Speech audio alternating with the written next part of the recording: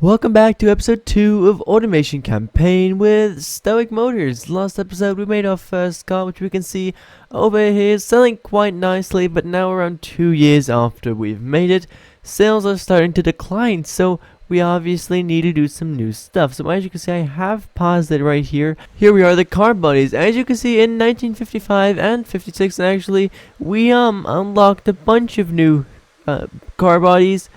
As you can see, a whole ton. And what we're going to be doing is making a new car. So here in car projects, we're going to be making a new car project. And I think it's not necessarily going to be a convertible. Let's go sport budget for now as the target. And we'll see, because I definitely do want this to be a coupe. Now I'm not really feeling these 1956 ones.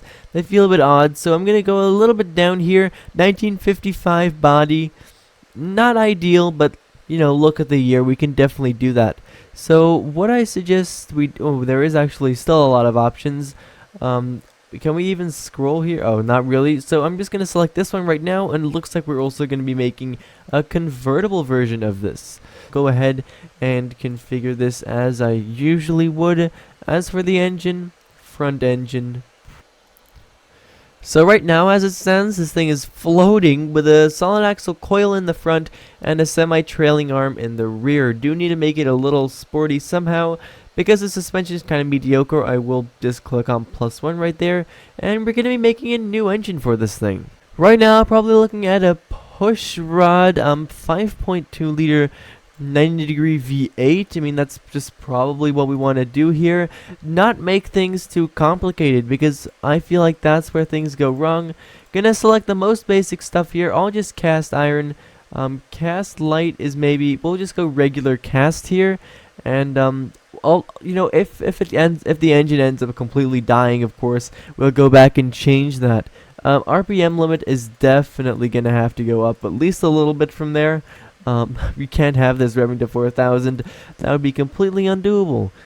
So I'm at a dual barrel twin or triple carb. I'm not sure. Gonna put it at twin now, and we'll see what it takes. Probably will raise this up a little bit then. As for the intake manifold, just get into the performance area. Although, ooh, maybe we can get away with standard mid and increase the size a lot. I'm gonna go with regular fuel. I feel like putting super in this would be kind of weird. Moving on to the headers, let's see what we got. Again, with the familiarity, I'm not sure how much it actually matters.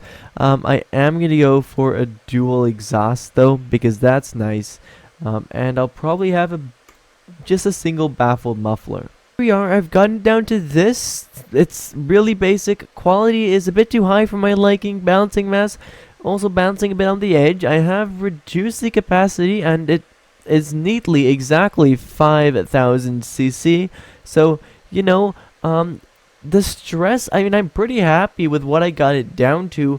Honestly, I think that we can definitely deal with this. Alright, so this is what we're with. As you can see, the power is definitely increased by a bit. The quality here, higher than I want it to be, but there's not much we can do about that. As for the stress, looking okay. Everything here is looking impeccable. You know, it's going to be kind of a budget sport, right? So, you know, these are going to be the types of things you'll have to deal with. So I've set it up right now as a rear-wheel drive manual 4-speed. That is definitely nice. As for the gearing setup, not my area of expertise. Gonna probably tweak that a little bit later.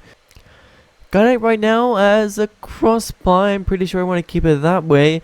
Medium compound. I feel weird putting a sports compound tires on this. You know, we're just gonna see how everything goes, as I'm doing with a little too much things right now. Oh my god, the brakes. This is gonna be a real nightmare. Gonna put some race brakes on this. Maybe keep that at 74. The size of these things is gonna have to be tremendous. I am very scared. Let's already put the quality up to 2 there. Under tray, none. Brake airflow, gonna increase that to 20, because otherwise things are not going to go well for us. Now usually I would reduce the cooling airflow because it increases drag. However, I'm thinking of probably increasing it around there, just because it will actually boost our reliability a little bit, which is definitely nice. 2 plus 2 seems pretty fair for right now. I could put a sport interior in this, but I think it'd be more fair to put a standard interior, and then we will have the phonograph. Or actually, instead, I'll put in a premium radio. I feel like that would be a little bit better. Yeah, I feel a lot better doing that. I feel like that is the right choice. Leave the quality for what it is here. So for the steering, gonna settle with the manual rack and pinion for now, and I'll see later if changing it to the other one makes more sense. Safety standard right now, because you know it's early 50s. I feel like we can still kind of get away with that. As for the springs, that's I suppose kind of more for off-road. Whoa, this is looking pretty good. I like this graph. Okay, so I have been forced to change the suspension setup a little. As you can see, instead of a front solid axle coil, which I thought, you know, smart, saving money and stuff, I'm going to change it to a McPherson strut. Still not double wishbone level, because that's just way too expensive, but we couldn't change the ride height. It was locked in at even higher than this. So now, with that adjusted suspension, we can lower this vehicle a little bit. Now, I feel like we don't want to sit too low, because you know, it is kind of 1952. I feel like this is looking pretty good. Good, you know, the thing is I kind of forgot that it was literally 1952, so I did dial down the engine definitely a little bit. As you can see, I was getting a little wild. That was completely unnecessary, and I realized it a little bit late. Anyways, this is all good right here. I feel like the setup I'm happy with. So what I'm going to be doing now is just designing it.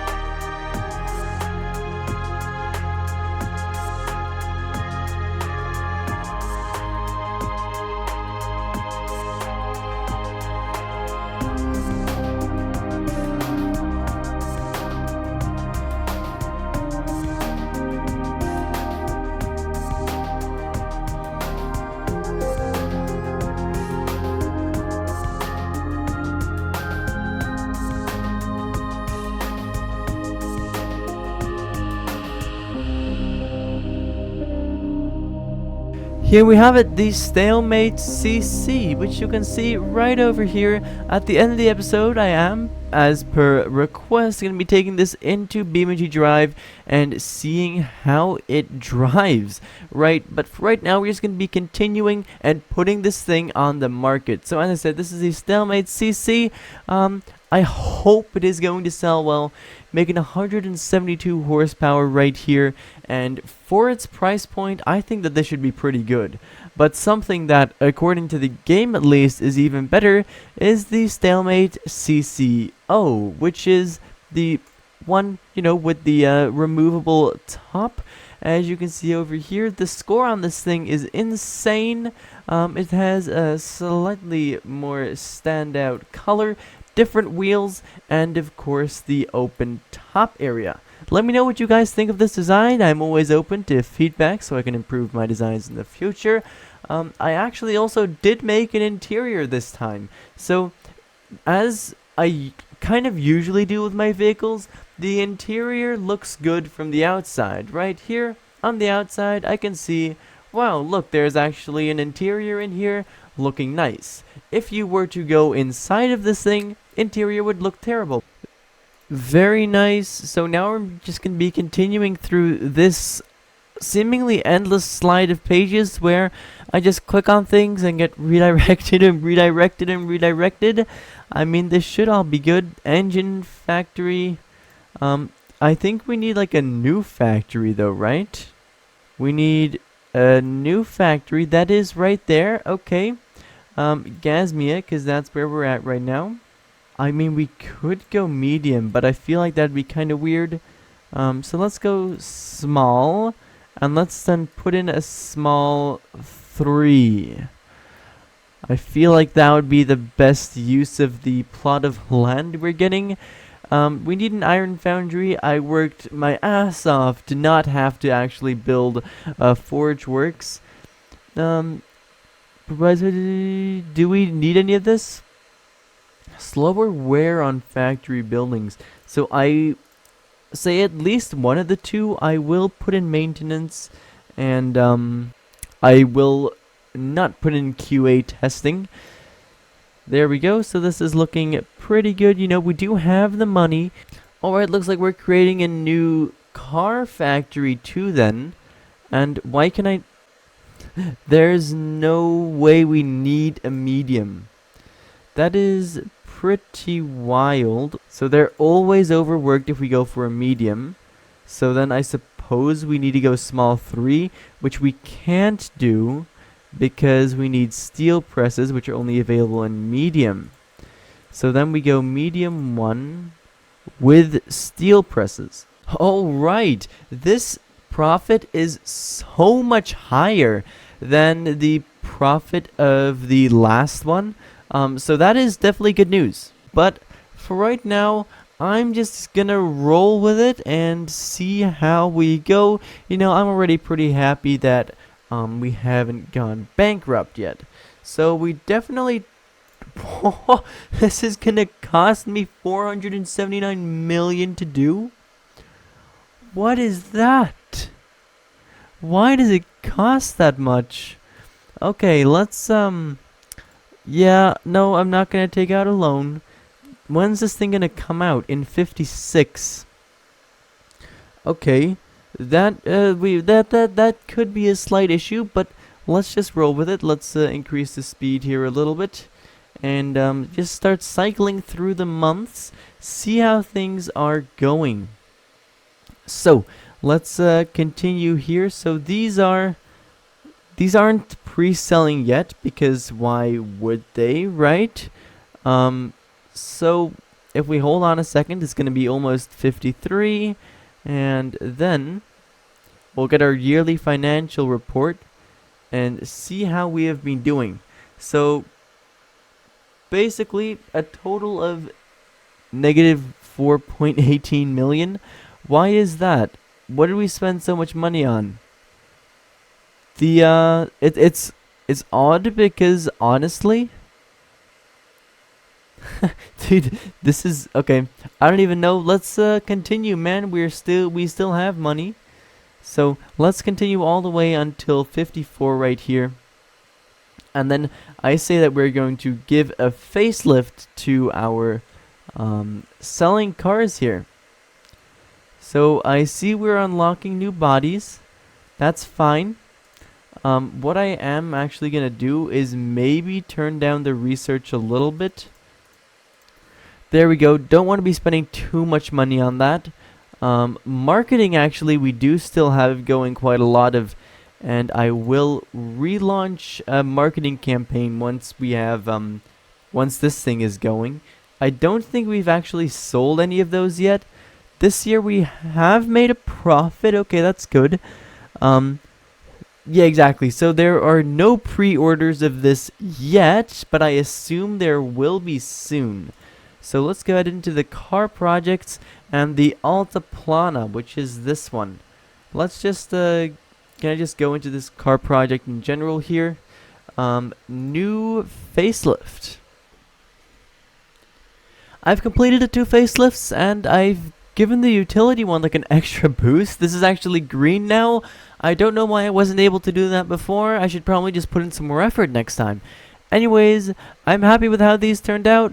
Basically, they both now have upgraded interiors, slightly better wheels, and of course more reliability as well. That was very, very important. So let's continue on over here. I forgot you had to go through this whole process. Alright, this feels good. So I've set the break-even point to 2 years, and then we'll see. I think I might just stop production of this thing after probably 4 years. Although that won't even cover it. I don't know. Who even cares? I'm not sure how half of this stuff works. This is gonna cost us a bunch of money again, but a loan is also gonna cost you basically even more money, which would be stupid. What? There's no way. There is no way that it takes that long. That is crazy. I did not expect that to be the case. Wow, that's like research or whatever you call it, right? So this is the Altiplana here we're watching. And we can see here that we have 1.4 and 1.8 months of production in stock, which honestly, like, to be very honest, it is not that much. And in a second over here, we'll be able to see that this is going to go into the negatives when people start pre-ordering. I'm not sure when that happens. Basically, we made a bunch of losses this year, mainly due to the car factory construction. For the rest, we had a lot of car sales, like a lot of them.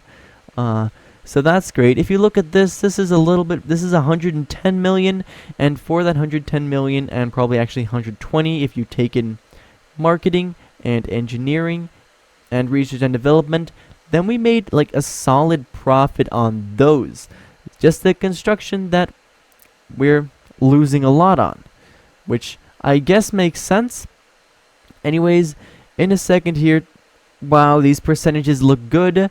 They make me very, very happy. See, we have a -1 month worth of stock, which means that people have started pre-ordering, and we should be earning money from those things now.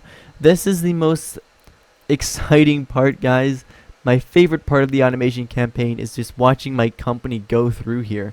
Oh, I forgot you can also actually scroll down here and see the engines. However, that feels a little bit less important.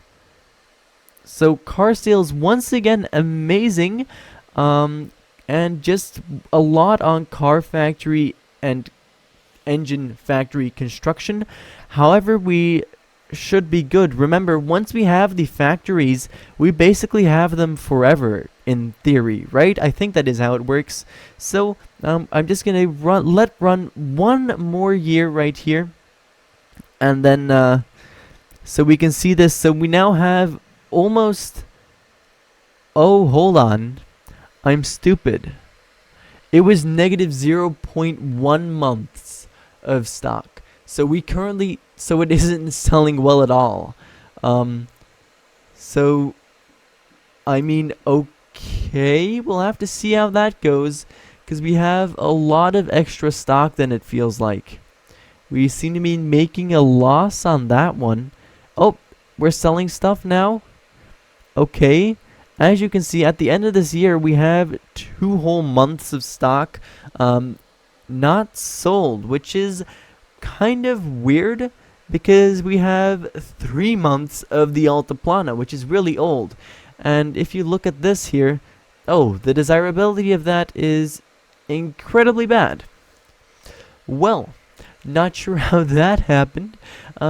Once again here, if you take away the car and engine factory construction and just look at this, then this is, let's say, 200 million, then it was definitely a good idea. maybe it would have been smart of me to invest in some marketing, so we'll quickly do that before the end of this episode. There we go, just invested that little bit more into the marketing. So I believe the marketing cost is now going to be 231,000 a month. I believe that's how that works. Okay, so that's a bug because for Ruinia here it says that it unlocks 1920, but here we can actually see that we only unlock it in 1970. So our total marketing costs are now around 300k a month, but that should hopefully boost our sales by more than what it's costing us. I'm like not looking at these graphs at all. Like, what is that? That's probably the costs there are up because of the production research. Okay. And here we can basically see our expenses and our revenue. As you can see, the Altiplana which was the older one, is earning so much more than the Stalemate, which is confusing to me because I thought this one would be so good. Here in BeamNG Drive, we have the Stalemate CC, as you can see in all of its glory. Even though it is a pretty simplistic design, I think it looks pretty solid. Well, apart from the fact that sadly a bit of the chrome has turned white. As you can see, I'm really loving this design right here. The windows are a bit more heavily tinted than I might like, but oh well, I think we can survive that. So as you can see, the first person view is actually pretty solid right here. Only thing is, the steering wheel doesn't turn, of course, and then the gauges work, so it's really trippy to drive like that. Very nice. This far it actually seems to be alright, to be honest. Steering seems really off. I'm gonna see what I can do. Let's go over to the normal road so we can actually just normally test it. Alright, so I understand a few issues. There we go, had to reset it right there. So basically I feel like the problem is this thing is way too powerful. Remember I said it was 1952? Well, yeah, this thing also has the 1952 cross-ply wheels. And look, I'm flooring it right now. And honestly, this thing should not be able to go this fast in 1952. And that isn't even maxing out third gear yet. Basically, the tires are, well, the wheels really are, as you would expect them to be in 1952. But the car isn't really. It's it's crazy, this thing. It's way too fast and powerful. Look at how it just races through first and second gear. I'd love to take this just to the drag strip now, just for fun.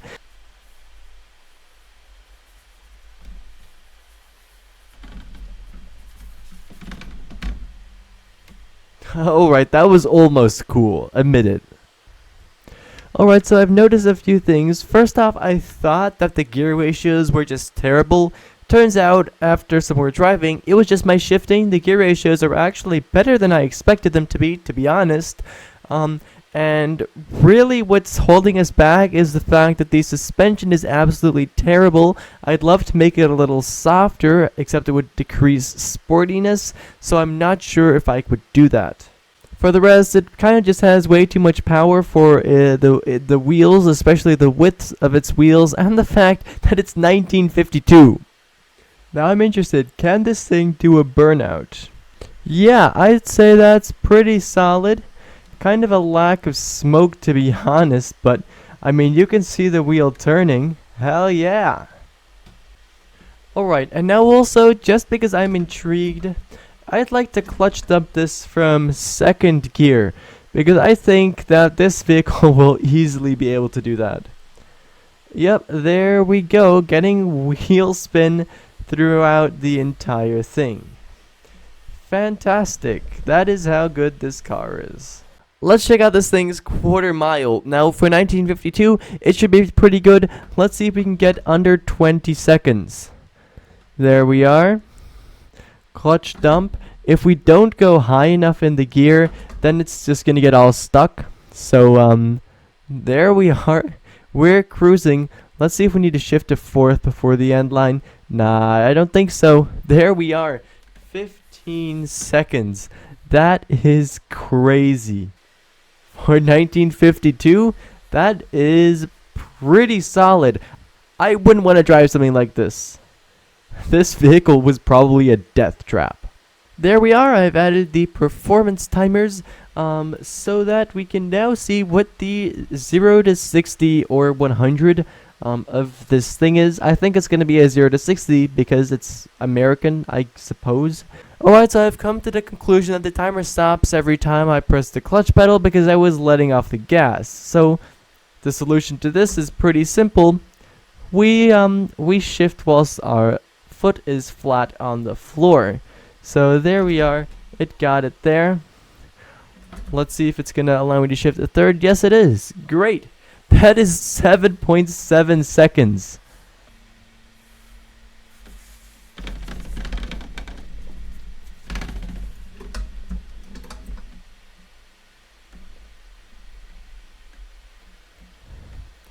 That went beautifully as planned. Look at this skill. Anyways, we'll have to... Oh, is this our... We have 8.65 million in the bank. I totally forgot to look at that. I'm just happy we aren't in the negatives yet, because this game is pretty unforgiving when it comes to bankruptcy. That is gonna be dangerous and scary, but we'll have to see. For right now, just thank you ever so much for watching until the end of this video, and I definitely do hope to see you in the next episode. For right now, thank you ever so much for watching, and I hope to see you again in the next one. Bye bye.